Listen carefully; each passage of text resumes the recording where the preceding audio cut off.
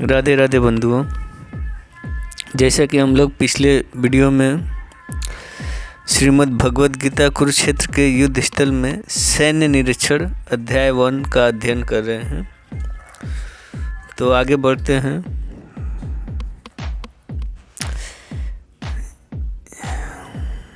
इसका प्रभाव अर्जुन तथा पांडु के अन्य पुत्रों पर अत्यंत अनुकूल पड़ेगा, क्योंकि स्वभाव से वे सभी पुण्यात्मा थे।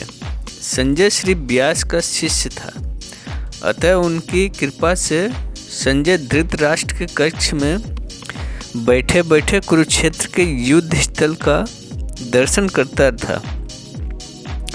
इसलिए धृतराष्ट्र ने उससे युद्ध स्थल की परिस्थिति के विषय में पूछा। पांडव तथा धृतराष्ट्र के पुत्र दोनों ही एक वंश से संबंधित हैं, किंतु यहाँ पर धृतराष्ट्र के वाक्य से उसके मनोभाव प्रकट होते हैं। उसने जानबूझकर अपने पुत्रों को कुरु कहा और पांडु के पुत्रों को वंश के उत्तराधिकारी से विलग कर दिया।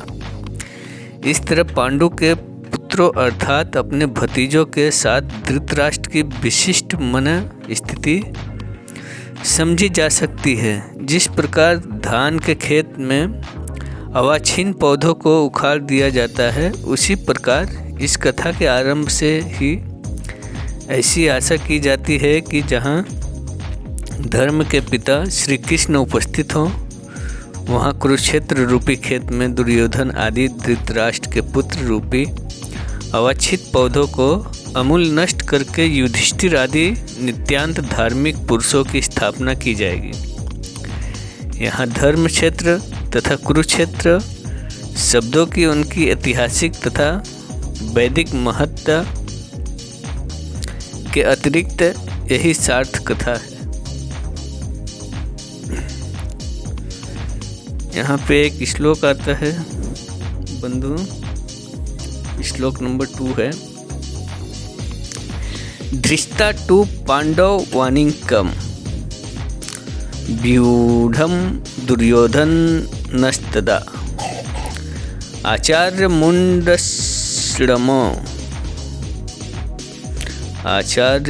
मुपश्रम राजा वचन बवित्रत।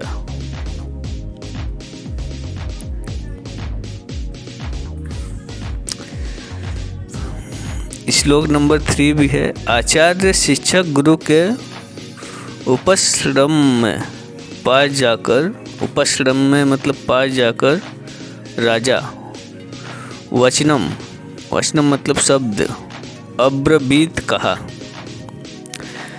अर्थात है संजय ने कहा, हे राजन, पांडव पुत्रों द्वारा सेना की व्यूह रचना देखकर राजा दुर्योधन अपने गुरु के पास गया। उसने ये शब्द कहे। तात्पर्य: धृतराष्ट्र जन्म से अंधा था, दुर्भाग्यवश वह आध्यात्मिक दृष्टि से भी वंचित था। वह यह भी जानता था कि उसी के समान उसके पुत्र भी धर्म के मामले में अंधे हैं, और उसे विश्वास था कि वे पांडवों के साथ कभी समझौता नहीं कर पाएंगे, क्योंकि पांचों पांडव जन्म से ही पवित्र थे। फिर भी उसे तीर्थ स्थान के प्रभाव के विषय में संदेह था। इसलिए संजय युद्ध भूमि की स्थिति के विषय में उसके प्रश्न के मंतव्य को समझ गया, अतः वह निराश राजा को प्रोत्साहित करना चाह रहा था। उसने उसे विश्वास दिलाया कि उसके पुत्र पवित्र स्थान के प्रभाव में आकर किसी प्रकार का समझौता करने नहीं जा रहे हैं। उसने राजा को बताया कि उसका पुत्र दुर्योधन पांडवों की सेना को देखकर तुरंत अपने सेनापति द्रोणाचार्य को वास्तविक स्थिति से अवगत कराने गया। यद्यपि दुर्योधन को राजा कहकर संबोधित किया गया है, तो भी स्थिति गंभीरता के कारण उसके सेनापति के पास जाना पड़ा। अतः दुर्योधन राजनीतिक बनने के लिए सर्वथा उपयुक्त था, किंतु जब उसने पांडवों की चक्रव्यूह रचना देखी तो उसका यह कूटनीतिक व्यवहार के उसके भय को छिपा न पाया। तो आज का अध्ययन यहीं पे विराम देते हैं बंधुओं।